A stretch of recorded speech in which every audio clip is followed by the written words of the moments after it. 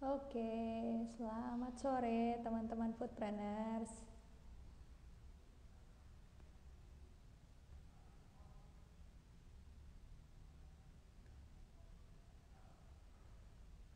Kita sambil menunggu ya.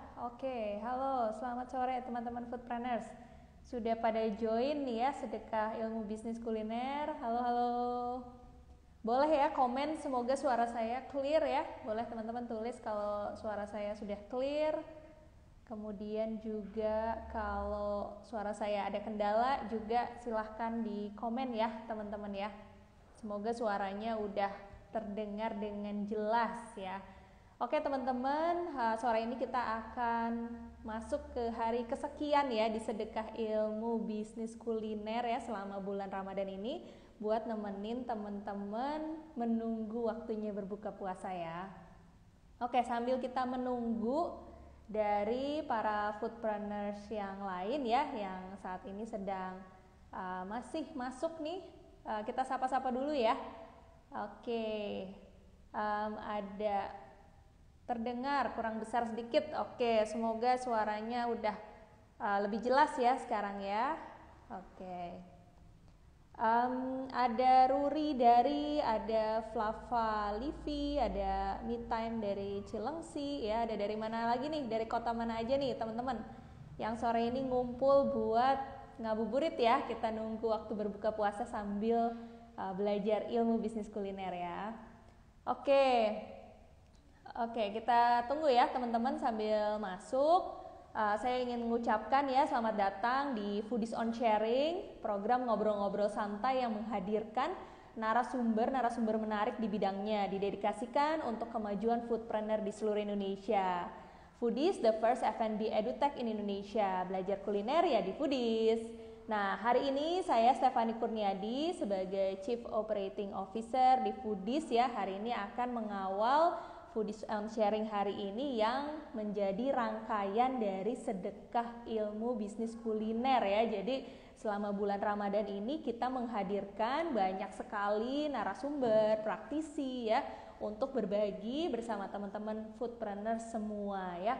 Hari ini adalah hari yang sangat menarik ya karena hari ini itu temanya tidak boleh dilewatkan ya karena akan sangat bermanfaat sekali bagi teman-teman ya ilmunya hari ini karena kita akan membahas seputar investasi ya, terutama bagi kita nih misalnya baru pernah atau misalnya baru di awal ya membangun bisnis, kemudian kita sama sekali belum pernah mendapatkan investor. Nah, kita dengarkan ya secara seksama sharing sore hari ini tentang hal-hal penting pada saat kita menyusun atau mempresentasikan bisnis kita ke investor ya. Sore ini juga kita akan kedatangan narasumber yang luar biasa, apa ya istilahnya, dari helikopter view, dari global view sampai dari UKM view juga. Beliau sangat-sangat sudah berpengalaman, nanti kita kenalan secara langsung ya. Oke, mungkin teman-teman udah mulai pada masuk juga ya, kita coba panggil nih dan kita sapa-sapa juga, siapa tahu narasumber kita sore hari ini sudah join ya. Oke, selamat datang ya teman-teman semua. Kita coba cek, semoga Mas Ahmad sudah bisa join. Halo, selamat sore Mas Ahmad. Sore, Stefani. Ya, suara saya kedengeran jelas ya? Kedengeran? Suara saya jelas nggak? Jelas, clear. Good. Oke, terima kasih Mas Ahmad sore ini udah mau ngabuburit bareng ya. Most welcome, senang sekali bergabung lagi Ya, sama Foodie. iya. Mas Ahmad juga sering banget ikut kelas, mengajar juga dan sharing macam-macam dari seputar ilmunya yang udah mewakili dari berbagai belahan dunia nih ya, Mas kayaknya ya. Ya, dari sedikit pengalaman in the last, ya, berapa tahun ya? 5-6 tahun, total 18 tahun, tapi 5 tahun terakhir saya bertugas di luar Indonesia. Ya. Mungkin saya sedikit kasih bocoran buat teman-teman foodpreneurs. Jadi Mas Ahmad ini adalah salah satu praktisi dari consumer goods ya. pernah berprofesi secara profesional di Indonesia maupun di luar negeri juga. Sekaligus Mas Ahmad juga adalah praktisi bisnis kuliner dan investor juga. Makanya hari ini pengen nanya-nanya nih ya seputar dari dua sudut pandang, terutama dari sudut pandang sebagai investor bisnis kuliner. Mungkin mengawali nih Mas, mungkin bisa ceritain sedikit kenapa sih tertarik dengan yang namanya bisnis kuliner? Ya, kalau kita ngomongin data dulu ya, dari data-data spesifik Kemenparekraf gitu ya, dari ekonomi kreatif. Itu kan ada 3 sektor ekonomi yang kontribusi terbesar terhadap ekonomi kreatif gitu ya. Yang pertama adalah kuliner, udah pasti. Yang kedua adalah fashion, dan yang ketiga adalah kriya. Kriya itu kerajinan gitu ya. Dan itu satu gitu ya. Kalau kita lihat kontribusinya terhadap PDB, produk domestik bruto atau gross domestic product gitu. Itu satu. Kedua juga bisnis kuliner ya. Kalau kita lihat, ini lagi ngomongin data ya, salah satu riset yang pernah dilakukan oleh DBS. Dari household spending gitu ya. Jadi ibaratnya kalau satu rumah tangga itu punya spending, itu sekitar, menurut riset tersebut, itu sekitar 17% ya, itu dihabiskan atau dibelanjakan untuk prepared foods ya, prepared foods termasuk kuliner ya, prepared foods. Jadi spendingnya itu quite significant di kuliner tersebut. Dan alasan logis terakhir gitu ya, tanpa harus merefer terhadap data, ya kuliner adalah salah satu bisnis yang menurut saya tidak akan pernah berakhir atau berujung sepanjang ada kebutuhan manusia gitu ya, karena kuliner itu adalah kebutuhan utama. Dan saingan bisnis kuliner adalah ya sebetulnya kemampuan rumah tangga atau kemampuan ibu rumah tangga kalau preference-nya ternyata 100% berubah untuk masak di rumah, which is hampir tidak mungkin ya dalam konteks modern sekarang gitu ya. Justru banyak ibu rumah tangga yang juga berkarir, memiliki keterbatasan waktu, tapi juga ingin tetap memberikan yang terbaik untuk keluarganya, sehingga bisnis kuliner atau misalnya membeli makanan yang sudah jadi menjadi satu pilihan gitu. Jadi kasih sayang seorang ibu tetap, ibu rumah tangga tersebut tetap juga bisa menjalankan aktivitasnya sebagai wanita karir, dan kebutuhan rumah tangga juga tetap terpenuhi. Itu sih 3 alasan utamanya. Jadi 2 dari data, 1 dari logika umum gitu ya. Kebiasaan zaman sekarang ya, ibu-ibunya udah ibu-ibu milenial dan Gen Z soalnya. Iya, betul. Oke, jadi kira-kira itu salah 3 dari yang menjadi alasan ya kenapa Mas Ahmad juga memilih menjadi investornya di bidang kuliner ya, karena buat foodpreneurs juga. Jadi Mas Ahmad selain bekerja secara profesional juga menjadi investor, kemudian memilih kuliner sebagai salah satu industri yang dimasuki lah ya. Nah, mungkin kita langsung aja ya Mas masuk ke topik sharing sore ini. Buat teman-teman foodpreneurs yang mau bertanya, nanti bisa langsung masuk ke tombol Q&A ya, supaya nanti tidak ada yang terlewat untuk bisa dijawab. Sore ini kita topiknya adalah 10 hal yang perlu diperhatikan dalam menyusun proposal ke investor. Oke, mungkin silakan Mas, kita bisa mulai misalnya dari tips yang pertama sampai ke yang ketiga dulu. Silakan. Ya, mulai. Ini kan tadi judulnya 10 ya, tapi saya nomor ini nggak mulai dari 1. Saya mulainya dari step 0. Gitu ya. Ketika kita mau mengajukan proposal bisnis terhadap investor, step 0-nya adalah intention. Niatnya apa? Apa yang mau dicari? Gitu ya. Apakah memang kebutuhan atas modal? Ya.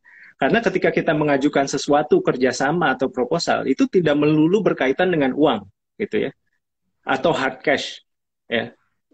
Dalam banyak kasus bisa jadi hard cash, tapi bisa jadi kerjasamanya itu dalam bentuk penyediaan tempat, gitu ya, tapi operasionalnya tetap dari kita. Atau dalam beberapa kasus lain yang diajukan kerjasamanya adalah lebih ke expertise. Contohnya teman kita atau yang kita jalankan ajukan proposal bisnis kuliner itu dia punya pengetahuan tertentu. Jadi belum tentu dia memasukkan uang, tapi karena keahlian dia tersebut, mau keahlian masak, mau keahlian manajemen, mau keahlian negosiasi dengan supplier, mau networknya yang luas, bisa saja kita menawarkan porsi saham atau porsi apa namanya dari perusahaan kita in exchange atau in return dari expertise dia gitu. Jadi jangan dibatasi bahwa ketika kita mengajukan proposal bisnis kuliner itu hanya melulu dengan tentang uang gitu ya. Itu satu. Dan yang kedua masih tentang intention. Kita harus siap ya kalau kita mengajukan sebelum nanti saya masuk ke langkah-langkah teknisnya gitu ya. Apa aja yang harus diperhatikan. Ketika kita bekerja sama dengan orang gitu ya, mau teman, mau sahabat, mau saudara, sudah pasti ada kebebasan berbisnis yang terkompensate gitu ya. Ya, ada peribahasa bilang if you wanna apa namanya go fast, go alone. If you wanna go far, go together. Maksudnya apa? Kalau kita jalanin bisnis sendiri dengan modal sendiri, otomatis keputusan-keputusan bisnis ya hampir pasti lebih cepat karena kita yang mikirin sendiri gitu ya. Tapi kalau mau bisnisnya berkembang, hampir di dalam banyak kasus kita harus kerjasama gitu ya. Ada kompensasinya. Keputusan itu sudah tidak lagi atau kebebasan untuk mengambil keputusan itu sudah tidak lagi di tangan kita. Nah, itu harus sadar. Jangan kita mau mengajukan proposal bisnis kuliner, mau bekerja sama, terus begitu bekerja sama dengan 2, 3, 4 pihak, kita masih pengen ngejalanin semaunya sendiri gitu ya, terlepas dari berapapun persentase gitu ya. Nah, itu intention itu yang harus benar-benar clear. Kita itu ya semua juga berawalnya dari niat ya. Kita itu kalau mau kerjasama, kalau mengajukan sesuatu itu apa sih benar-benar niatnya? Apa yang mau dilengkapi, gitu ya? Dan itu tidak melulu tentang uang. Dan yang kedua masih dalam intention, sebenarnya juga bisnis model yang ditawarkan, gitu ya? Bisnis atau offeringnya apa yang ditawarkan? Persentase sahamkah dalam bentuk perusahaan? Partner store atau partnership ya? Contohnya seseorang menginvest kita minta kerjasama untuk menginvest satu outlet dengan jumlah uang tertentu untuk capex-nya, tapi kita yang operate, brand masih milik kita, konsepnya bagi hasil. Ada juga yang konsepnya misalnya kemitraan atau cenderung bahasa yang kalau di luarnya disebut franchise meskipun penerapannya agak beda ya. Jadi dia memilih hak menjual menggunakan nama brand kita. Untuk periode waktu tertentu dia berhak menggunakan brand kita, ada support marketing dari pusat, dan juga misalnya ada persentase tertentu dari pembelian bahan baku yang di charge gitu ya, atau yang ditambahkan ketika mitra membeli dari kita. Jadi banyak model yang harus diputuskan dulu, mau yang mana.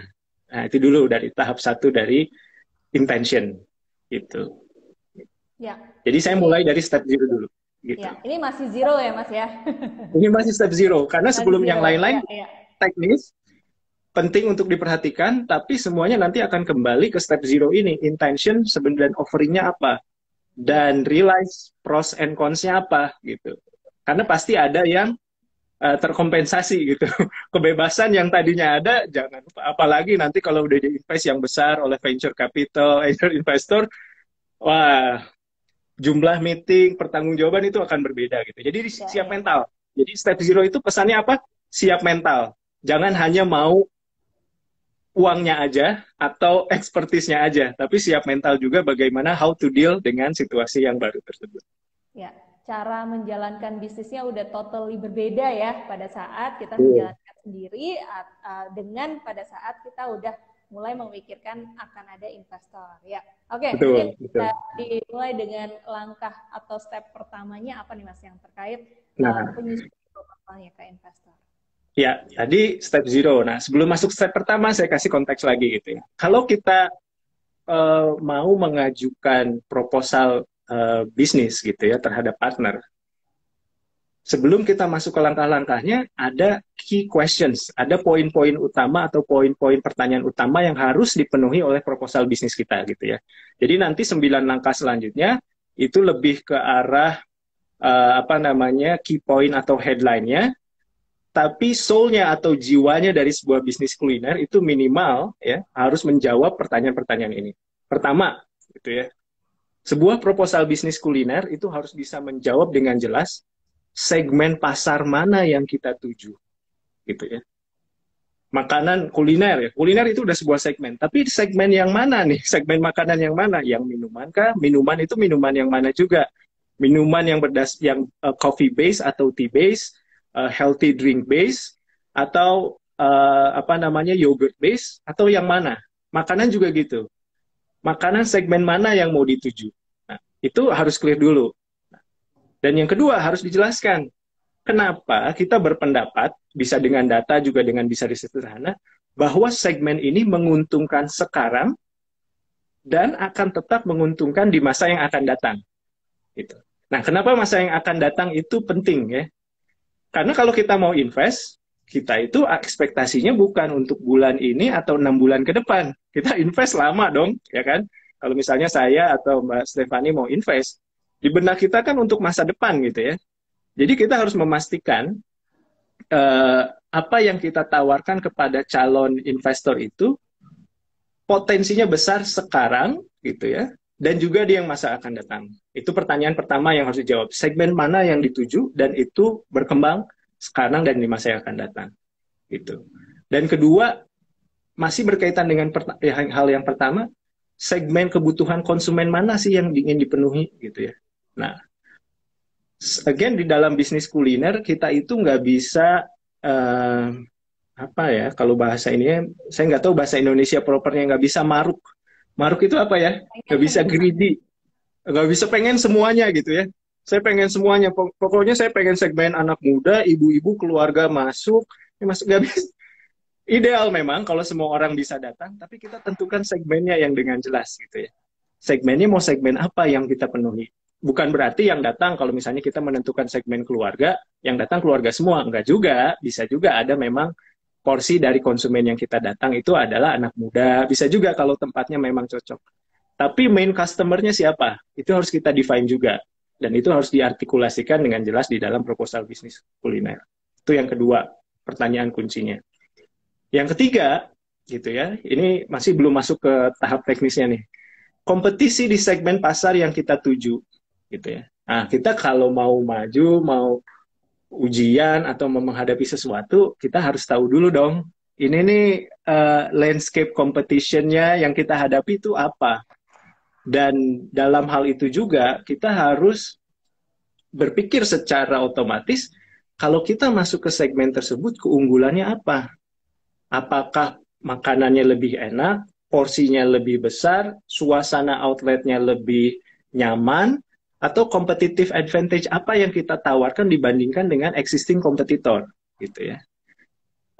Dalam bisnis kuliner ini inovasi banyak gitu ya. Cuman sepanjang saya tahu inovasinya itu bersifat incremental. Jadi incremental itu ya improve sedikit demi sedikit. Nggak tiba-tiba ada makanan baru yang kita, wah ini makanan apa nih gitu. Seperti teknologi gitu ya. Menurut saya belum, mungkin ada ya. Tapi sepengetahuan saya nggak ada. Dalam kuliner itu improvementnya bersifat incremental. Nah, benefit apa yang ingin kita tawarkan lebih dari kompetitor? Itu pertanyaan ketiga yang harus dipenuhi. Yang keempat gitu ya, kita harus artikulasikan juga dengan jelas sumber daya apa yang kita udah miliki sekarang. Timnya, kredibilitas timnya. Orang itu kalau mau invest, ya nggak tiba-tiba yang penting proposalnya bagus, angkanya tinggi, PowerPoint-nya warna-warni, cakep, terus mau invest ya enggak. Akhirnya substansi proposalnya itu apa gitu ya. Jadi akhirnya it's all about who we are juga, credibility kita dalam menjalankan bisnis gitu ya. Dan bagaimana kita menjalankan. Contoh nih, saya simple thing aja, kalau misalnya mau invest kepada seseorang yang memang pekerjaan bisnis kuliner itu full time dan dia fokus di situ, saya lebih tertarik. Karena dia sudah pasti meluangkan energi dan fokusnya ke dalam bisnis tersebut daripada orang yang mengajukan bisnis tapi dia juga sebenarnya part time atau punya 20 bisnis lainnya. Preference saya lebih berfokus kepada orang yang memang fokus di bisnis kuliner sehingga lebih ada assurance gitu ya. Nah, yang selanjutnya adalah proyeksi keuangan. Nah, proyeksi keuangan ini nanti akan kita bahas lebih spesifik gitu ya. Potensi bisnisnya, asumsi jelasnya. Sebelum masukin proposal bisnis kuliner, kita harus ada bayangan dulu, misalnya kita mau 5 cabang. 5 cabang itu kita harus riset nih. Salah satu, ini contoh nih ya, yang membuat saya impress dan invest kepada salah satu bisnis kuliner, ketika mereka mengajukan proposal itu, oh, dalam 3 sampai 5 tahun awal saya membuka sekian cabang, ini lokasinya, ini lokasi kecamatan-kecamatannya, ini populasi penduduknya, ini usia penduduk yang kira-kira menjadi target market kita, dan ini titik-titiknya. Jadi ketika kita maju dengan proposal itu udah ibaratnya udah ada visionary gitu, udah kebayang ini mau di mana, nggak sekedar 10 cabang, di mana? Ya 10 aja. Ya. Nah, masalah nanti ada tempatnya atau enggak kan nanti tergantung situasi. Tapi sebagai pelaku bisnis kuliner kita harus tahu dulu yang mau invest, maksudnya yang kita mau buka outlet itu di area-area mana aja yang sesuai dengan poin sebelumnya, segmen target marketnya gitu ya. Kalau anak muda ya sebisa mungkin dekat sekolah atau dekat kampus. Kalau keluarga mungkin strateginya agak berbeda, dekat pemukiman misalnya gitu ya, atau can be both. Tapi itu harus dipikirkan gitu ya. Dan terakhir, nah salah satu hal yang harus dijawab sebelum kita masuk ke step one, kecenderungan yang membuat proposal bisnis kuliner itu adalah optimistik, over optimistik. Ya. Bagus, kita harus optimis ya. Nggak mungkin kita mengajukan atau membuat proposal bisnis kuliner, ya risikonya banyak, macam-macam ya yang mau invest nggak percaya gitu. Wah risiko bangkrut ini. Tapi harus balance gitu ya. Dan skenario planningnya apa? Kalau misalnya kita mau membuka bisnis kuliner, ini asumsi bisnisnya, rata-rata pendapatan per hari, total customer yang datang ke outlet, rata-rata pembelian per customer atau yang biasa kita sebut juga dalam terminologi kuliner itu average per check, terus pertumbuhan uh, konsumen dari bulan ke bulan atau dari periode ke periode. Nah, pada saat yang sama risikonya juga harus harus diartikulasikan. Tapi risiko itu tidak harus, jangan dibiarkan istilahnya open-ended. Jadi jangan dibiarkan risikonya ini. Nah, yang akan membuat seorang investor bisnis kuliner tertarik itu ketika kita mempresentasikan proyeksi bisnis secara balance. Jadi optimis, asumsinya jelas, tapi juga kita harus jelas risikonya apa. Nah, tapi risiko itu ditutup dengan mitigating action. Contoh nih, kalau penjualan tidak mencukupi level misalnya target penjualan per hari 5 juta gitu ya. Kalau nggak 5 juta, strategi apa yang akan ditempuh? Tergantung bisnisnya. Kalau bisnis gerobakan ya relokasi gerobak, juga langkah-langkah yang akan dilakukan kalau target misalnya penjualan itu tidak mencapai tertentu, strategi inovasi dan promosi apa yang akan dilakukan. Nah, itu yang akan memberikan assurance atau tingkat kenyamanan buat uh, investor bisnis kuliner untuk berinvestasi gitu ya. Dan yang paling akhir juga ini investasi, namanya investasi itu tidak bebas risiko ya, risk free. Jangan sampai, dan sering terjadi kesalahpahaman juga sebenarnya secara umum di Indonesia. Oh saya bisnis kuliner nih, returnnya setahun berapa ya? 10%, itu udah pasti. Ya kalau investasi pasti sih jangan investasi di sektorial ya. Ya investasinya beli beli obligasi pemerintah gitu ya, yang rate-nya mungkin 5-6% tergantung, obligasi syariah, gitu, macam-macam. Instrumen investasinya bukan bisnis kuliner. Gitu. Nah, tapi kenapa alasannya investasi bisnis kuliner? Itu karena potensial return-nya lebih besar diharapkan ya daripada instrumen investasi yang biasa. Tapi ketika tingkat pengembalian yang diharapkan lebih tinggi, bisnis kuliner itu return-nya bisa bisa tinggi. Pada saat yang sama, resikonya juga lebih besar. Nah, itu jangan lupa terhadap pelaku bisnis kuliner. Gitu. Itu saya masih masih dalam tahap konteks. Nanti saya masuk tadi saya step 0 ya, ke 9 hal yang harus diperhatikan dalam sebuah proposal bisnis kuliner. Gitu. Ya, saya sampai situ dulu ya Mas. Soalnya boleh. Ini menarik nih buat teman-teman yang tadi nggak nyatet nih, sekarang dicatat ya, saya recall nih. Jadi tadi Mas Ahmad sebutin ya hal-hal yang sifatnya fundamental ya, artinya sebelum nyusun proposal Nah, ini tuh harus sudah kita tentuin atau udah diputuskan terlebih dahulu nih. Ada 7 ya, saya tadi nyatat ada Ya. 7 poin.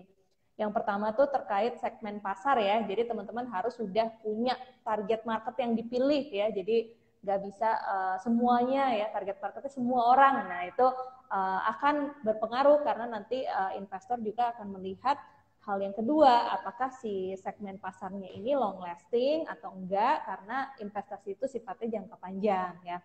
Kemudian yang ketiga, teman-teman juga harus sudah mengetahui ya competitive advantage dari bisnisnya.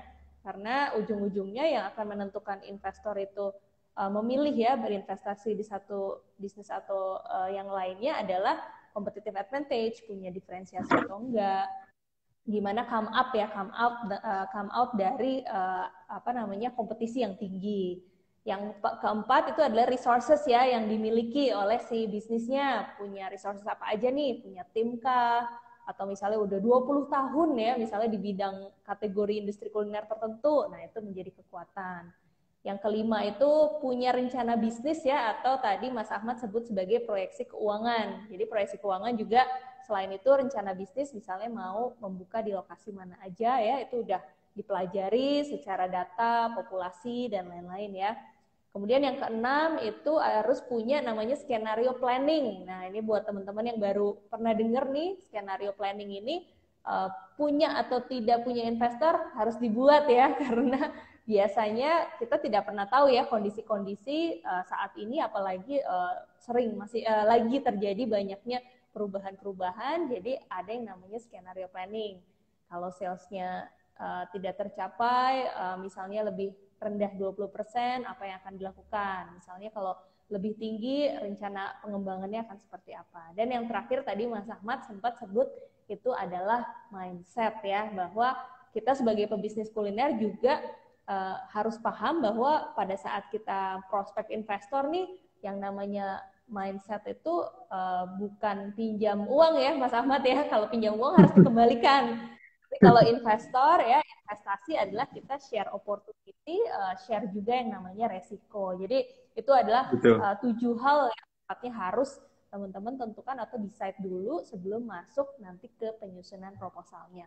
Oke, silakan masuk nih Mas. Ada 9 lagi berarti ya hal-hal yang penting pada saat menyusun proposal.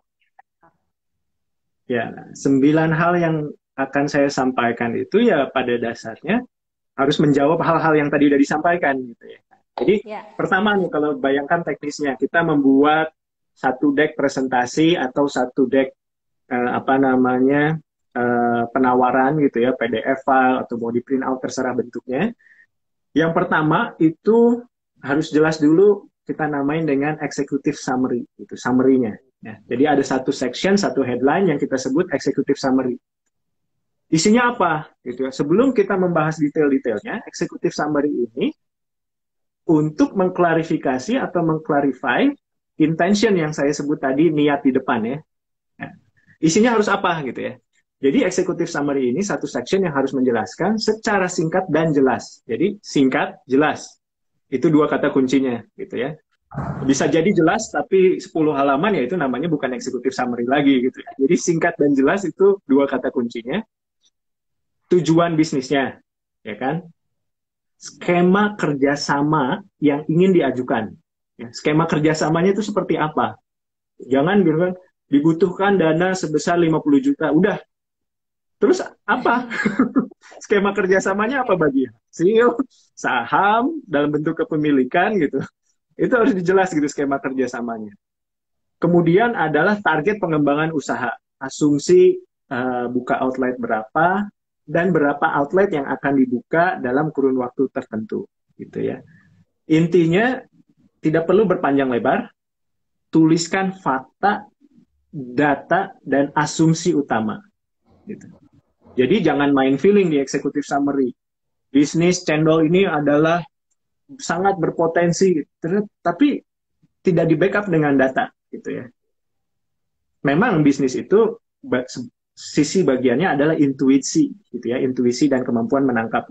Tapi kita juga harus terbiasa menggunakan data, di mana zaman sekarang ini data-data pertumbuhan bisnis kuliner, segmen minuman, coffee base, tea base, tren minuman sehat, makanan sehat, itu udah banyak risetnya. Tinggal jangan malas ngetik di Google, cari beberapa riset, baca, jangan dari hasil sumber, itu sudah bisa menjadikan titik awal gitu ya untuk meyakinkan investor gitu ya. Jadi pertamanya executive summary. Ya. Nah, executive summary ini kan mengclarify intention kepada calon investor gitu ya. Tahap selanjutnya apa? Tahap selanjutnya adalah kita mengartikulasikan dalam satu section yang kita sebut, kita bisa sebut dengan business identity. Gitu ya. Nah, disinilah kita memperkenalkan siapa kita, gitu ya. Siapa kita, background kita apa, untuk memberikan confidence terhadap calon investor. Contoh nih, contoh. Belum nggak berarti bahwa sudah berpengalaman dalam bisnis kuliner ya, nggak harus gitu ya. Karena kalau cari yang pengalaman ya nggak banyak juga, tapi pengalaman yang relevan. Contoh nih, misalnya saya bekerja di sebuah perusahaan supplier apa namanya box atau minuman gitu ya, atau cup, atau saya bekerja di perusahaan consumer goods, sehingga saya memiliki pemahaman atas bisnis dan bagaimana bisnis itu dijalankan. Nah, dengan memperkenalkan diri kita sebagai personanya demikian, meskipun kita belum pernah memulai bisnis kuliner, minimal calon investor itu ada bayangan, oh, yang akan saya invest ini kalau calon investor nggak kenal ya, beda urusannya kalau calon investornya kakak sendiri atau teman sendiri, beda. Tapi at some point kita harus memberikan identity dengan jelas siapa kita gitu ya. Nah, dengan memberikan experience yang relevan, itu akan meyakinkan calon investor juga. Nah, lebih bagus lagi gitu ya, kalau memang kita sudah berbisnis kuliner. Gitu. Tapi bukan berarti harus berhasil. Contoh nih, saya pernah gagal bisnis kuliner, ya tentunya dengan cara penyampaian yang tepat gitu ya. Itu diceritakan saja, saya pernah gagal. Nah, yang paling penting itu bukan gagalnya. Belajar apa dari kegagalan itu sehingga calon investor itu akan memiliki confidence yang tinggi gitu. Jadi jangan berkecil hati kalau pernah gagal, jangan diceritain. Informasi itu, atau it's a small world ya. Kalau kita dari awal nggak jujur atau nggak terbuka sama calon investor, udah ke belakangnya nggak akan bener deh. Gitu ya. Kita bersembunyi, oh ini pertama kali saya selalu berhasil. Nah, ternyata ketahuan dia pernah buka misalnya 1-2 bisnis kuliner, pernah bermasalah, terbuka aja. Karena yang penting buat seorang calon bisnis investor yang proper dan bisa yang baik gitu ya, calon investor bisnis kuliner yang baik itu tidak selalu melihat track record keberhasilan. Track record kegagalan itu juga penting. Karena pertanyaan selanjutnya adalah, oke, kalau Bapak Ibu pernah gagal, jadi apa learning-nya? Nah, dengan mengartikulasikan learning dari kegagalan itu justru akan menurut saya ya, ini at least pandangan saya pribadi, itu akan menimbulkan confidence level yang lebih tinggi kepada calon investor, gitu ya. Nah, business identity ini juga termasuk sekilas tentang produk yang kita tawarkan dan visi misi gitu ya dari bisnis kuliner yang kita ajukan. Contohnya, tidak semua, meskipun kebanyakan investor bisnis kuliner itu kan ujungnya cari return ya, pastilah gitu ya, mana nggak ada yang cari return. Tapi banyak juga calon investor bisnis kuliner itu yang memang sebetulnya dia nggak terlalu perlu returnnya, karena dia mungkin punya source income yang sudah banyak dari hal lain, tapi dia pengen aktualisasi diri. Contohnya ya, dan saya bersinggungan langsung dengan beberapa real experience ini. Jadi seseorang invest, ya sebetulnya sih returnnya menurut saya nggak menarik gitu ya. Ada calon investor yang cerita gitu misalnya. Tapi saya melihat bahwa pelaku ini tuh benar-benar pengen, niatnya benar-benar pengen membuka lapangan pekerjaan, pengen memperbaiki ekonomi daerahnya. Nah, niat-niat yang kuat seperti itu akan menjadi fondasi bisnis yang kuat gitu. Dan itu akan dilihat juga oleh calon investor. Tidak melulu sekedar angka, satu bisnis menawarkan 15% return, yang satu bisnis 20%, ya udah 20% aja. Itu dia akan lihat juga karena kebanyakan investor bisnis kuliner yang kalibernya mungkin lebih lebih berpengalaman, itu dia lihat juga intention bisnisnya. Nah, itu kita harus artikulasikan di dalam section yang kita sebut business identity ini, gitu ya. Kalau dalam bahasa bisnis atau bahasanya kita sebutnya reason to believe. Jadi apa sih alasan yang harus membuat calon investor ini percaya kepada Bapak Ibu atau kepada saya yang menjalankan? Give me reason to believe. Dan tidak perlu berbunga-bunga, yang pasti ada fakta, data, asumsi yang didukung dengan artikulasi visi dan misi yang jelas gitu. Tapi jangan dianggap visi misi ini asal kata-katanya bagus, panjang, berbunga-bunga, enggak. Yang penting dalam sebuah bisnis pada akhirnya itu adalah genuineness dan ketulusan. Itu yang akan long lasting dalam bisnis. Itu kedua, itu ya. Satu lagi sebelum pause ya. Ya, business identity ini ada di halaman-halaman awal kan ya Mas, berarti lebih Betul, ada why-nya ya untuk meyakinkan si investor ini ya terhadap terhadap what-nya dari yang kita jalankan ya, bisnis maupun background-nya, seperti itu ya. Betul, Mbak Steph. Gitu. Nah, yang ketiga adalah market demand dan potential. Nah, itu kan menjawab salah satu pertanyaan yang tadi saya udah sampaikan gitu ya. Nah, disinilah kita harus menjelaskan data-data pendukung kredibel dan berdasarkan riset. Tidak semua riset itu jangan dibayangkan itu kita harus beli riset dari lembaga riset dan mahal-mahal. Riset itu bisa juga kalau kita meluangkan waktu dengan kita dan tim kita, bikin focus group discussion gitu ya. Bikin contoh produknya, undang 20-50 orang dari segmen yang kita tuju, terus tanyakan secara istilahnya blind test, bandingkan dengan produk kompetitor gitu, tanpa harus disebut, mana yang lebih prefer, ajak diskusi. Biasanya ada segmen-segmen yang memang kita bisa rekrut untuk focus group discussion seperti ini. Itu juga riset gitu ya. Misalnya contoh nih, segmen kita adalah minuman kekinian anak-anak SMA atau kuliah. Ya kalau kita mengundang gitu, mau nggak kita ajak, kita kasih insentif ya. Insentifnya ya berupa minuman gratis, makanan gratis, kopi, atau sedikit lah insentif yang lain. Itu nggak mahal. Tapi insight yang kita bisa dapat banyak. Gitu. Karena kenapa validasi ide terhadap calon konsumen itu penting? Kita itu namanya punya bias sebagai pemilik bisnis. Atau kalau kita nanyanya cuma ke saudara, ke teman-teman kita atau saudara yang kenal kita juga punya bias. Oh iya enak nih, enak. Ya enak karena teman. Kalau tanya. Atau kita yang buat, oh ini kopi yang paling enak saya bikin. Iya menurut kita sendiri. Validasi. Karena yang akan membeli produk kita, itu pada akhirnya bukan kita sendiri, bukan teman-teman kita sendiri saja, bukan kakak adik kita sendiri, yang beli itu akan konsumen beneran.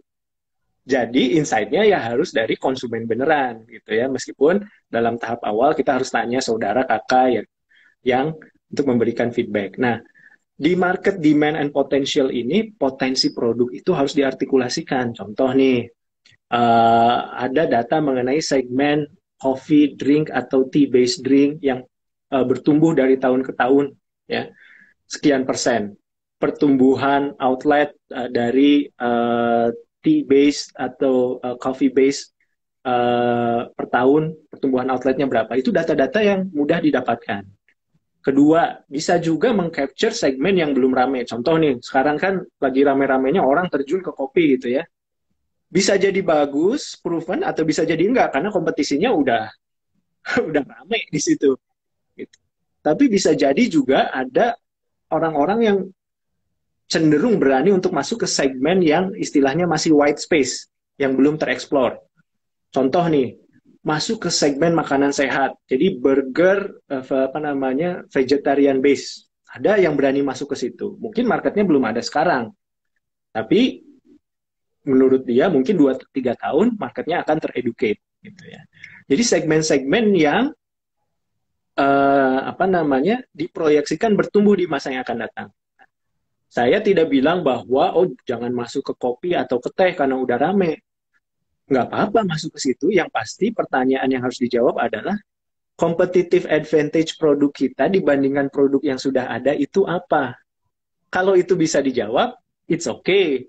Kalau itu aja nggak bisa jawab, ya jangan cari mati gitu ya. Jangan cari mati masuk ke segmen, terus kok lebih murah enggak, lebih enak enggak, outletnya lebih nyaman enggak, ya itu itu namanya mau buang uang. Ya nggak apa-apa kalau kalau kalau kantongnya dalam dan tidak berkeberatan gitu ya.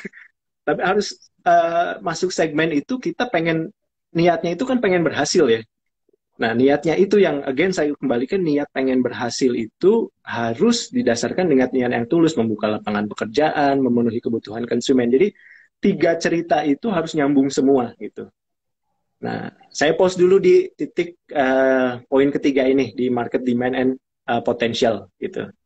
Ya, ya. Jadi buat teman-teman foodplanners yang ketiga ya, yang pertama tadi executive summary, kemudian yang kedua itu business identity ya, sama yang ketiga ini ngomongin tentang market. Mungkin kalau bisnisnya udah jalan, market demand atau validasi ide bisa juga dari repeat customer kali ya Mas ya.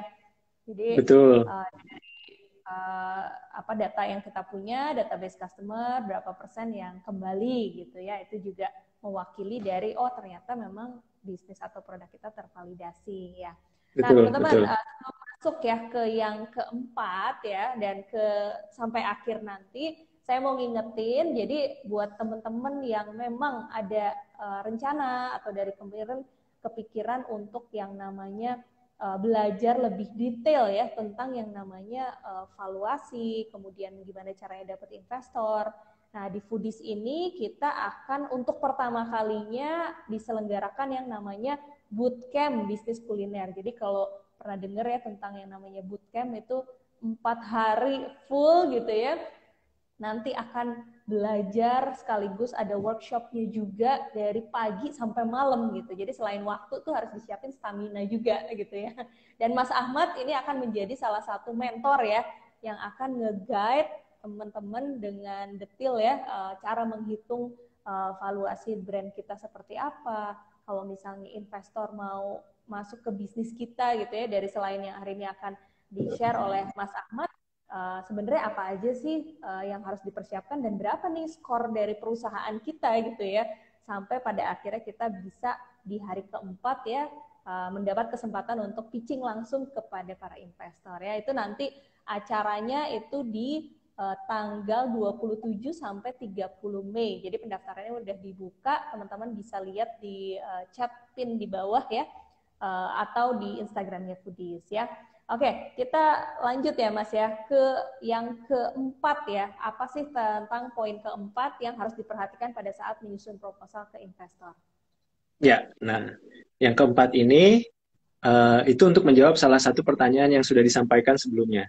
Yang empat ini headline-nya kita sebut dengan benchmarking and competition. Gitu. Nah, hampir tidak ada segmen di bisnis kuliner yang existing competition-nya itu belum ada. Minimal mirip atau bersinggungan atau saling menggantikan gitu. Jadi nggak ada nih segmen ini belum ada yang main sama sekali. Itu rasanya saya belum pernah nemu lah. Pasti segmennya itu minimal bersinggungan, sama, tapi lebih murah atau lebih unggul, atau saling melengkapi. Nah, apa yang harus dijelaskan di bagian ini gitu ya. Nah, di bagian ini kita harus bisa menjelaskan dengan reasonable dan sensible gitu ya, dan fair juga, benchmarking dengan produk brand yang sudah ada gitu ya. Bisa jadi nggak persis berkompetisi di segmen yang sama, tapi kita juga harus punya data pendukung. Data pendukungnya itu seperti apa? Jenis menu yang ditawarkan oleh kompetitor. Itu kita harus tahu. Gitu. Jadi kalau kita masih main, contoh nih paling sederhananya kita masih main kopi atau tea-based drink, kita kasih benchmark nih, oke, kalau kopi, saya nggak sebut merek lah, kalau kopi saya mau benchmark sama kopi A dan kopi B, menu dia ini seperti ini. Nah, bedanya bisnis kuliner saya, core benefit produknya itu dalam menunya ini yang akan saya tawarkan. Ini beda karena misalnya saya menawarkan biji kopi yang benar-benar unik dari daerah tertentu gitu ya, atau menawarkan dengan proses yang berbeda gitu ya, atau menawarkan dengan consumer experience atau penyajian yang berbeda. Nah, ini harus diartikulasikan dengan jelas juga gitu ya. Jadi benchmarkingnya seperti apa, varian yang ditawarkan gitu ya, jumlah outlet yang sudah ada ya dari kompetisi kita, lokasi outlet yang sudah ada berapa. Jadi kalau kita mau masuk bisnis itu jangan masuk aja tanpa melihat landscape marketnya. Oh, kalau kita mau masuk kopi dan segmen ini udah ada nih dua pemain besarnya. Dia udah yang satu udah punya 100 cabang, yang satu punya 200 cabang. Rata-rata kecenderungan lokasi mereka itu di mana gitu ya. Nah, dan juga bisa jadi itu menjadi uniqueness kita. Contohnya, oke, produk yang kita tawarkan memang berbeda, tapi lokasi outlet yang kita akan taruh itu beda. Misal contoh nih, brand A dan brand B lebih banyak bermain di lokasi-lokasi misalnya mall, sekolah gitu ya, atau pusat keramaian. Tapi ternyata dari hasil riset kita atau apa namanya penyelaman lebih lanjut terhadap data-data, sebenarnya ada potensi juga kalau kita buka di segmen perumahan yang dimana biasanya brand-brand besar itu cenderung belum masuk gitu ya. Contoh, itu bisa jadi benchmarking dan competition juga gitu ya. Contoh nih, tapi bisa juga itu menjadi nempel. Nah, kalau ini saya sebut aja lah nama brand. Misalnya Alfamart, Indomart. Ya, mereka bukan kuliner ya, tapi cara ngebukanya kalau ada Alfamart di situ hampir pasti ada Indomart sebelahnya. Dipikir-pikir ngapain mereka? Tapi kalau dipikir ulang, ya itu sebenarnya menghemat biaya riset lokasi. Siapapun yang buka duluan ya. Kalau yang satu buka duluan, nah, kalau dia buka berarti dia udah riset tempatnya bagus. Ngapain saya pikir-pikir, saya buka aja di situ. Atau sebaliknya. Nah, bisa jadi itu strategi juga. Gitu. Jadi kita masuk di segmen head to head sekalian. Gitu. Misalnya benchmark kita chain internasional KFC gitu ya, ayam. Kita punya produk ayam gitu ya. Sekalian di ibaratnya apa namanya head to head sekalian di lokasi yang dekat. Tapi siap-siap ya kalau KFC buka kan lokasinya premium ya. Kalau kuat ya silahkan. Kalau enggak ya barangkali di balik lokasi premium itu ada lokasi perumahan, jalan yang lebih kecil dan kita lebih affordable untuk masuk di segmen tersebut. Gitu. Jadi benchmarking dan competition ini harus very clear. Biasanya tentuin dulu 2 atau 3 segmen di mana market leadernya siapa, dan kita harus open, genuine, dan jujur, mereka punya keunggulan gitu. Nah, di bisnis kuliner atau makanan, nggak mungkin semua keunggulan itu dimiliki oleh satu pemain. Ada hal-hal yang keunggulan yang kita bisa eksplorasi lebih lanjut. Nah, di situ akan menjadi titik menariknya. Gitu. Jadi di bagian ini kita boleh menampilkan brand lain ya sebenarnya ya sebagai benchmark itu ya. Iya, malah halus karena itu artinya kita mengenal our competition gitu ya. Tapi di sini juga ada mindset loh ya. Competition itu bukan musuh loh ya. Competition itu bukan musuh. Ini competition itu memacu suatu bisnis untuk menjadi lebih baik. Ya. Jangan pernah menganggap brand competition itu musuh gitu ya. Competition itu memacu lebih baik yang pada akhirnya menguntungkan konsumen. Sepanjang kita bisa memenuhi kebutuhan konsumen dengan baik dan jeli menangkap peluang kebutuhan konsumen, maka insya Allah kita akan lebih baik daripada competition gitu. Jadi competition itu sekedar atau kompetitor itu sekedar penyebutan gitu. Itu sehat buat siapa? Buat konsumen. Konsumen punya banyak pilihan. Sebenarnya siapa sih yang kita mau penuhi kebutuhannya? Konsumen kan? Jadi ya kompetitor itu sekedar kita jadikan sebagai benchmarking. Oh, apa nih yang belum dia penuhi? Kita masuk yang di aspek-aspek yang belum dia penuhi. Baik dengan kualitas produk sama harga lebih murah, atau harga sama tapi produknya lebih enak, lebih banyak, atau experience apa namanya yang belum ada. Contoh nih beberapa tahun lalu misalnya salah satu chain terbesar abnormal masuk gitu kan ya.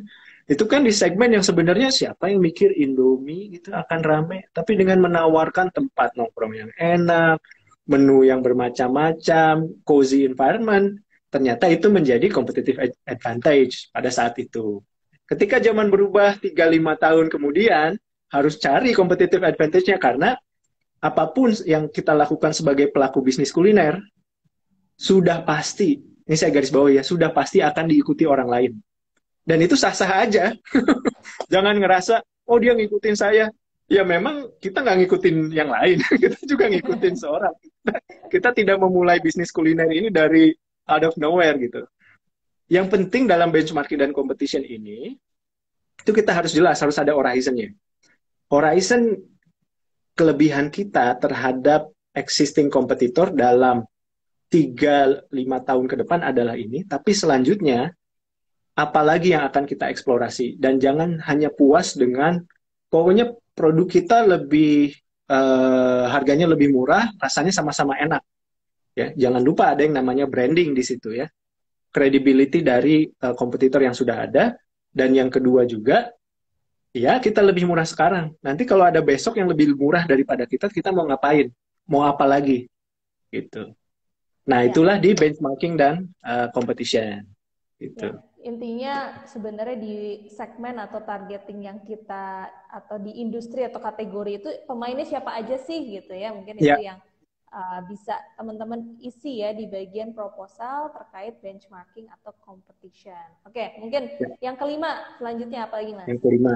Ini masih nyambung, tadi saya udah singgung-singgung sedikit sih ya. Ini headline-nya kita sebut product advantage and strategy gitu ya. Nah, nanti kalau teman-teman mau namakannya dalam terminologi sendiri, bahasa Indonesia, atau dalam istilah yang lain, ya silahkan, nggak apa-apa. Ini kan namanya hanya idea ya, idea kira-kira headline-nya apa. Nah, Oke. headline-nya adalah product advantage dan strategi. Nah, di sini kita tadi udah benchmarking ya. Nah, ujung-ujungnya product advantage itu akan kembali, pasti teman-teman familiar lah dengan istilah marketing mix gitu ya. Mau yang 4P, mau yang 6P, 5P, atau berapapun P. Ujung-ujungnya, ketika kita menawarkan, itu kembalinya ke marketing mix, gitu ya. Produknya itu sendiri, price, ya, promotion, place, atau channel yang kita mau tawarkan. Ada yang nambahin dengan 4P, 2P lainnya, packaging, dan proposition dari brand tersebut. Gitu. Nah, product advantage ini dari masing-masing P-nya dieksplor apa yang menjadi keunggulan kita. Misalnya channel nih. Channel kita nggak main di channel ini bisa jadi tempat dari outletnya sendiri atau channel penjualan ya. Misalnya melalui produknya, tergantung nih produknya kalau misalnya dry dan bisa didistribusikan melalui reseller. Atau channel online dengan strong presence atau di apa namanya GrabFood atau GoFood, atau placement dari outlet yang benar-benar dekat dengan pusat keramaian atau sekolah, karena produknya memang untuk anak-anak sekolah atau anak-anak kuliahan. Nah, itu juga harus dilihat tuh. Jadi intinya si product advantage dan strategi ini harus menjawab marketing mix 4P, 5P, 6P, silahkan mana yang mau dipilih segmennya ya. Nah, key questions yang harus dijawab dari segmen ini adalah pada akhirnya apa yang menjadi pembeda atau apa yang menjadi faktor penarik orang itu akan membeli produk kita dibandingkan produk kompetitor. Nah, inilah yang harus diartikulasikan dalam section yang kita sebut dengan product advantage dan strategi. Gitu. Ya, strategi untuk menang lah ya, karena investor ya maunya berinvestasi ke yang punya strategi ya. Nggak, ya saya mau bisnis tapi gimana ya cara menang? Nah, belum dipikirin. Nah, itu yang harus ditentuin dulu di awal sama teman-teman Foodness dan ditulis di dalam proposal ya. Oke, ya, berikutnya ya. Mas, yang ke-6 sekarang. Ya, yang ke-6 ini udah mulai agak detail. Tadi juga saya sudah sebutkan, headline-nya kita sebut dengan resource, sumber daya. Nah, di bagian ini kita jelaskan tim yang sudah ada di dalam bisnis itu siapa aja. Jadi timnya sementara sebelum diinvest itu ada saya dengan background-nya lulusan bla bla bla, pernah bekerja di sini, pengetahuan bla bla bla, yang handle bagian marketing misalnya siapa dengan background-nya apa, yang bagian operasional namanya siapa dengan backgroundnya apa. Nah itu harus ditulis tuh dengan again singkat dan jelas untuk memberikan confidence yang menjalankan itu memang punya skill dan capabilities yang memadai dan juga full time. Gitu. Jadi di bagian resource ini ibaratnya kita memperkenalkan yang menjalankannya itu siapa aja gitu ya, timnya dan backgroundnya. Termasuk proyeksi pengembangan sumber daya. Contohnya nih ya, kita sekarang timnya 5 orang atau 10 orang. Dengan rencana pembukaan outlet baru, setiap outlet itu kita akan menambah, membuka lapangan kerja berapa orang, posisinya seperti apa, dan job desk atau tugasnya seperti apa. Nah, itu akan memberikan confidence juga kepada calon investor bahwa ketika kita memulai punya rencana untuk membuka outlet baru, kita itu udah punya benar-benar clear idea kalau outlet baru dibuka, itu kita perlu tambahan 7 orang. 4 orang itu misalnya untuk waiter and serving, 1 orang misalnya team leader, tapi 4 orang ini harus punya capabilities misalnya multi-station. Artinya dia nggak cuma hanya bisa jadi waiter aja, tapi juga bisa di kitchen atau di bar karena prosesnya yang sederhana. Nah, contoh itu satu bisnis model. Ada bisnis model lain yang very spesifik, misalnya ya chef aja karena makanannya beda segmennya gitu ya, makanannya makanan yang prestigious, bisa juga seperti itu. Tapi kita harus tahu juga rata-rata kalau buka outlet sekian meter persegi, jumlah table misalnya 20, berarti kita butuh sumber daya sekian dengan cost per orangnya sekian dengan total investasi dengan jumlah tertentu. Nah, jadi resource itu juga harus diterangkan siapa yang menjalankannya sekarang, dan kalau ada pengembangan, skema organisasinya itu seperti apa. Gitu. Itu akan memberikan confidence level kepada investor. Jadi investor nggak kebayang kita buka outlet ya, terus berapa orang, berapa ya, 20 deh kayaknya. Jadi jangan mengandalkan intuisi gitu ya. Intuisi dalam bisnis perlu, tapi mungkin sebagian besarnya harus didasarkan dengan data dan perencanaan. Itu Kalau section selanjutnya. Selain tim, kira-kira resource lain dimasukin perlu kita ceritain nggak Mas? Misalnya kayak udah punya central kitchen misalnya, atau Ya, betul. atau aset-aset lain ya. Betul. Even kalau misalnya udah punya proven resep yang udah dites gitu ya, udah di blind test, itu bukan diceritain detail resepnya ya, tapi diceritain bahwa resource-nya adalah kita udah punya 10 line up varian yang sudah dites gitu ya, dan mendapatkan feedback bagus dari konsumen. Nah, itu diceritakan juga. Nanti saya akan di bagian terakhir saya akan men-sum up penyajiannya seperti apa gitu ya. Saya masih di poin-poinnya dulu, key poinnya. Ya. Jadi resource itu nggak cuma orang, bisa jadi aset yang udah ada, bisa jadi resep yang sudah kita punya dan kita tes, itu juga bisa kita jelaskan di bagian resources. Gitu. Ya, oke.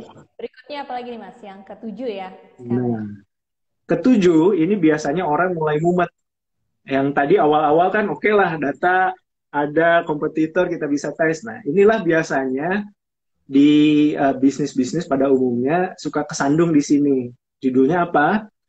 Financial Performance dan Projection.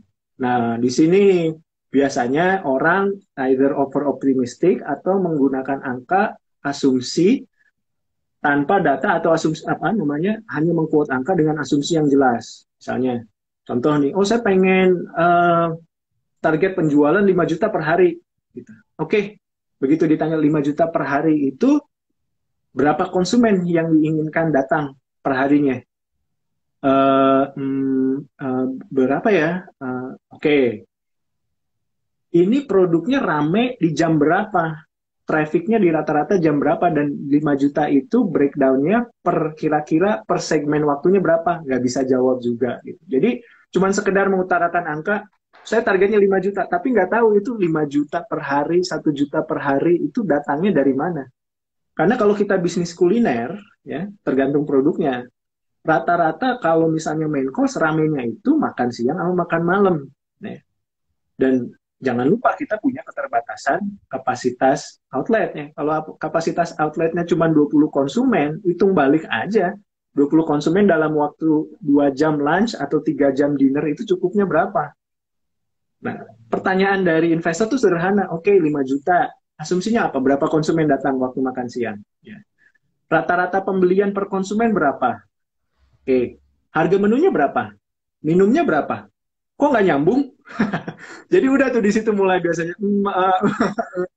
itu harus jelas. Jadi asumsi awalnya juga harus jelas. Itu baru mulai dari target misalnya pendapatan uh, per hari. Nah, biasanya mulai kesandungnya dalam penyusunan selanjutnya tuh apa namanya proyeksi laporan laba rugi. Ya. Rasio utama seperti misalnya growth assumption, pertumbuhan per tahun gitu ya. Kan kita bisnis pasti pengen bertumbuh per tahun ya. Pertumbuhan per tahun itu tidak hanya masuk dari outlet baru, existing outlet juga harus bertumbuh. Nah, itu asumsinya apa dan dari mana asumsi itu terjadi. Itu harus disambungkan juga dengan strategi inovasi misalnya. Terus persentase gross margin atau gross profit ya. Kalau dalam kuliner sederhananya ya penjualan dikurangi harga pokok penjualan. Berapa komponen harga pokok penjualannya sehingga gross profitnya itu menjadi target kita juga. Itu calon investor harus tahu. Dan yang terakhir juga net profitnya ya pada ujungnya, pada akhirnya kan gross profit atau gross margin, terus biaya back office dan biaya lain-lainnya, sehingga calon investor tahu kira-kira berapa net profit yang harus diharapkan atau menjadi target setting atas bisnis kuliner ini gitu ya, bisa di 25-30% tergantung gitu ya. Nah, itu asumsinya harus sudah jelas. Dan juga jangan sampai taruh angka tanpa tahu detailnya. Misalnya contoh nih, harga pokok penjualannya itu kira-kira 40%. 40% itu kita udah tahu harga bahan bakunya. Bahan bakunya terdiri dari protein, daging.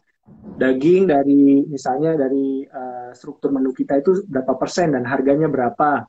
Terus juga packaging, packaging spesifikasinya menggunakan yang mana, menggunakan apa namanya paper box atau microfiber plastik atau menggunakan yang lain sehingga harga pokok penjualnya tertentu bisa lebih mahal 40 kalau kita misalnya pakai microfiber box gitu ya.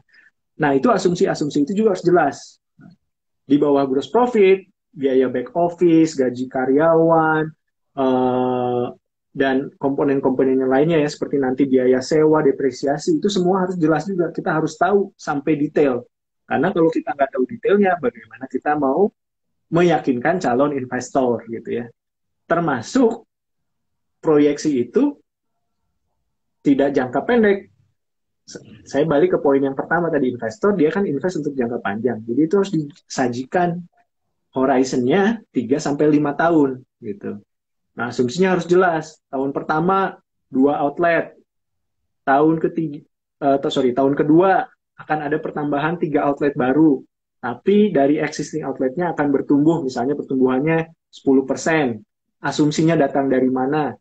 Tahun ketiga penambahan 5 outlet baru. Nah, tapi ketika ada penambahan outlet baru, jangan lupa akan ada investasi yang dibutuhkan.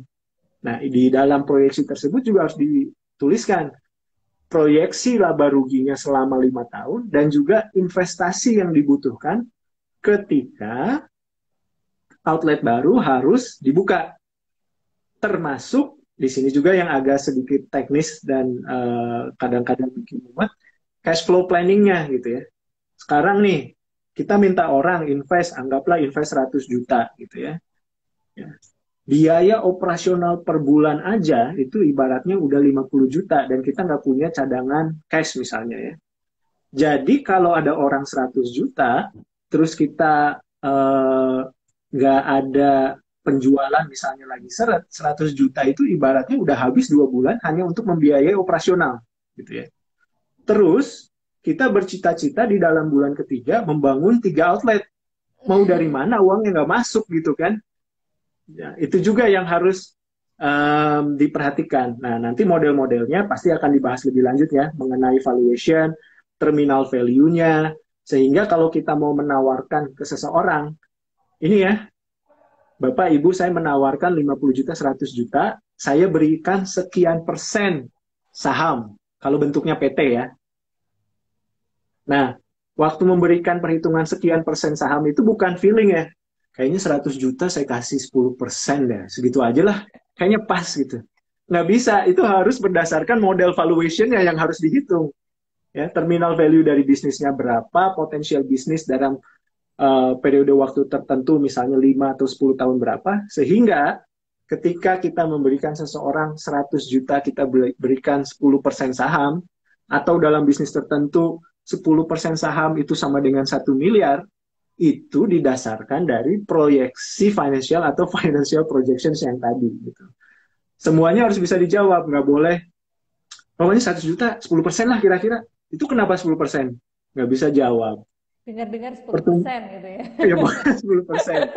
Terus asumsi pendapatan per hari 5 juta dari mana, dari jam berapa, itu tuh nggak bisa kita jawab dengan nanti saya hitung, ya udah, itu udah kalah. Langsung skornya udah Udah, turun tuh ya. udah skornya udah turun gitu ya. Ya, ya. Nah, ini section yang salah satu paling penting ya. Kalau yang tadi itu penting juga, tapi it's about the product dan portfolio. Kalau ini mulai ke hitung-hitungan. Nah, disinilah biasanya calon-calon yang mau diinvest itu kepleset.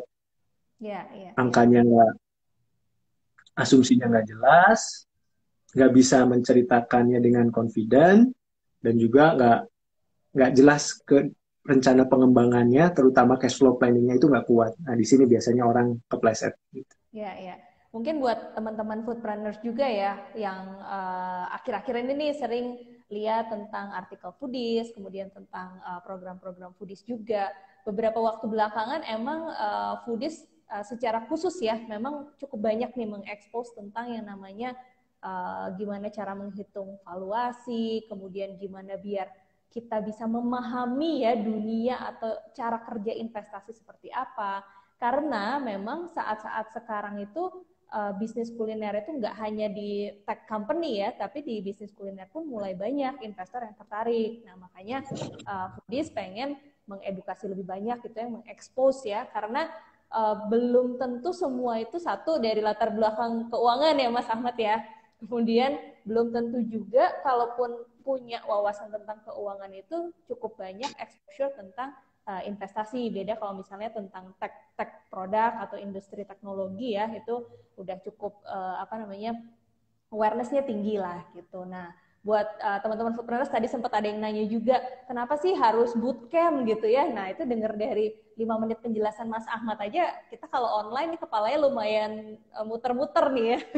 Tapi karena nanti bentuk kelas dari Foodies itu adalah bootcamp gitu ya, nanti Mas Ahmad juga akan duduk di sebelah kita langsung gitu ya untuk nyoret-nyoret langsung, kemudian banyak banget terminologi istilah ya yang perlu kita pelajari ekstra kalau misalnya teman-teman memang serius pengen mempelajari bagaimana sih proses bisnis kita ini bisa diinvestasi seperti banyak bisnis-bisnis kuliner lainnya gitu. Itulah kenapa bentuknya bootcamp gitu ya, karena kita akan belajar dari nol dan kita akan menghitung langsung dan ngerjain di Excel bareng gitu ya, supaya teman-teman bisa dapetin tuh yang tadi Mas Ahmad sempat bilang ya, valuasi bisnis kita, kalau orang mau invest nilai 100 juta tuh berapa persen, 500 juta berapa persen, nanti kita akan pelajari di sana secara lebih mendetil.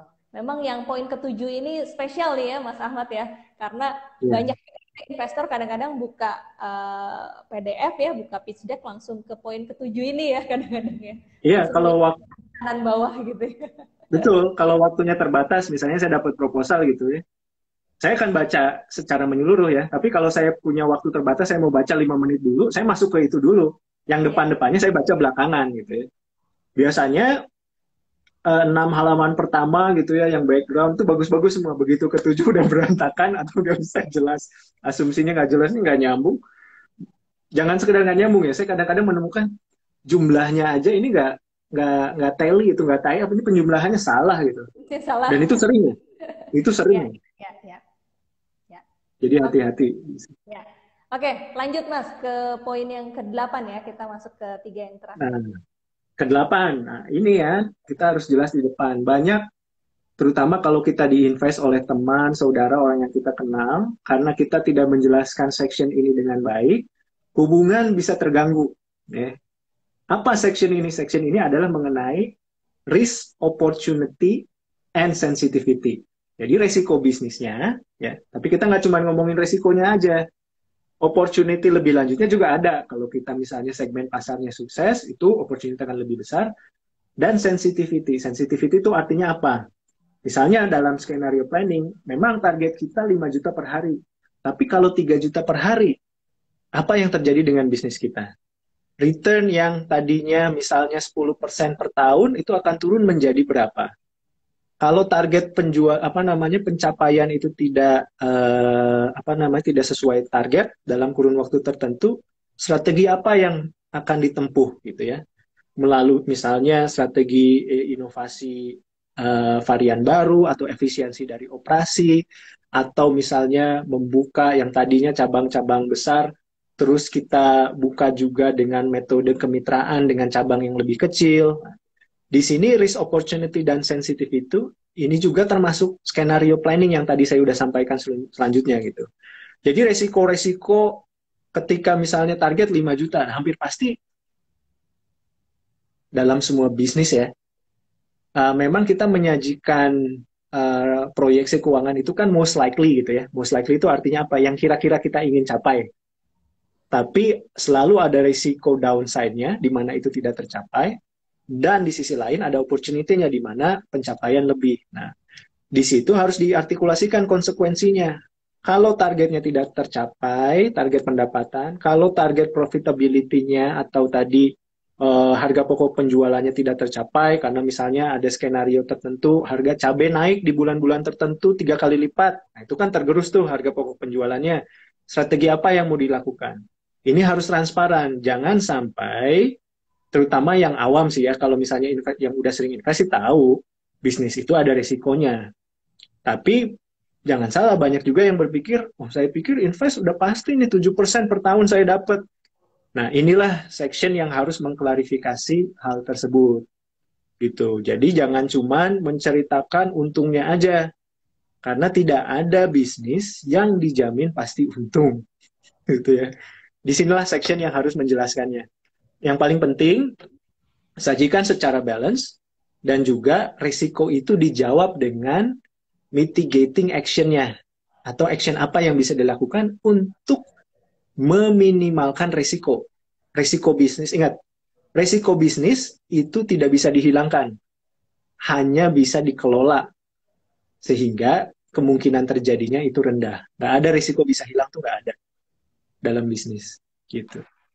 Ya, faktor-faktor lah ya yang mempengaruhi fluktuasi performance ya, dan gimana caranya kita meminimalkan risikonya. Oke, poin yang ke-8.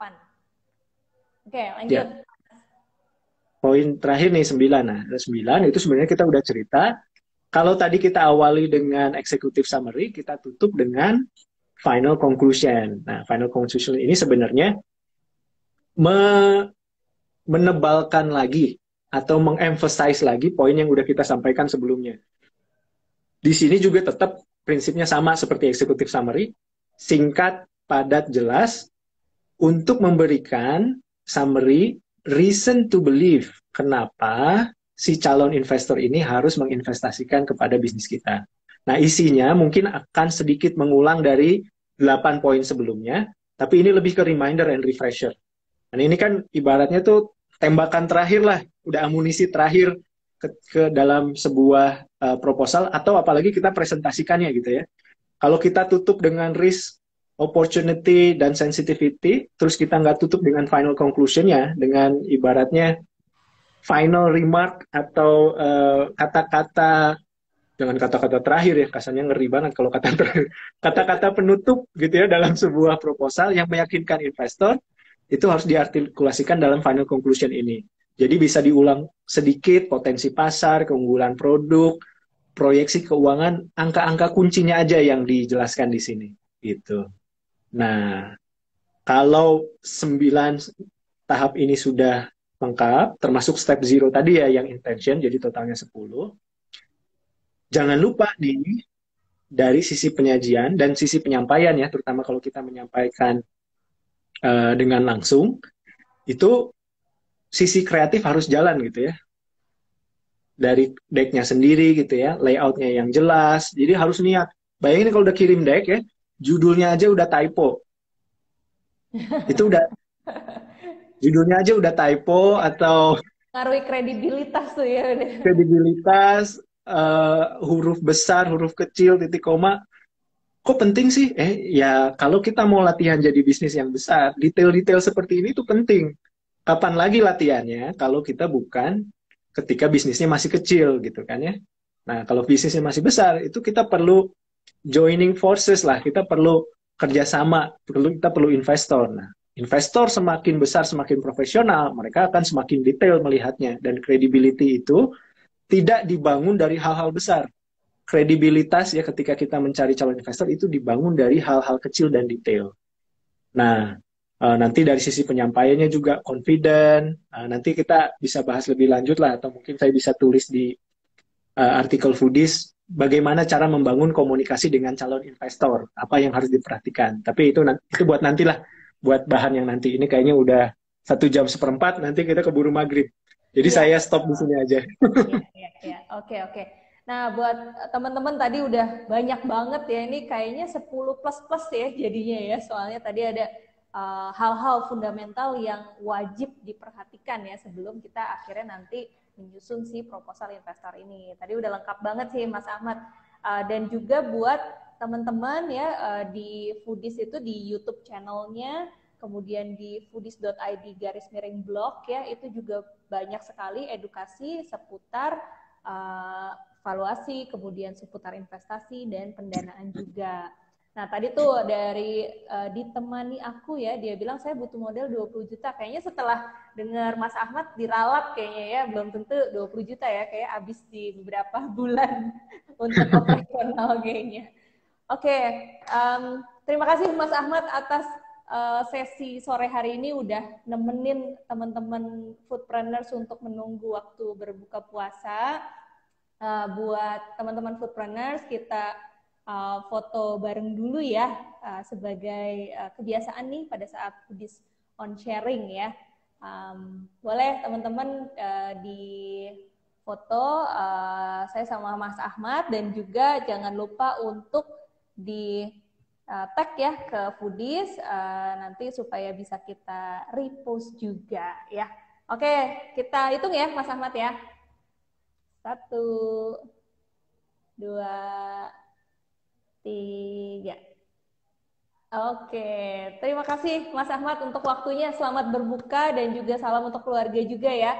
Jangan lupa teman-teman, bagi yang mau ditemenin Mas Ahmad nih ya untuk nyusun valuasi bisnisnya, bisa daftar ke acara bootcamp kita di akhir Mei nanti. Oke, terima kasih Mas Ahmad. Selamat sore Sama-sama, dan selamat puasa buat keluarga juga. sama-sama. Semoga bermanfaat untuk para foodpreneur dan teman-teman yang sedang berjuang dan menjalankan bisnisnya. Sangat bermanfaat, Mas. Dan teman-teman juga jangan lupa untuk IG Live hari ini juga ada rekamannya ya di YouTube channel Foodies seperti biasa. Nanti bisa ditonton berulang karena tadi materi udah banyak banget. Mau nyusun pitch deck sebenarnya tinggal nonton live IG kita sore hari ini ya. Oke, selamat sore buat Mas Ahmad dan teman-teman foodpreneur semua. Selamat berbuka.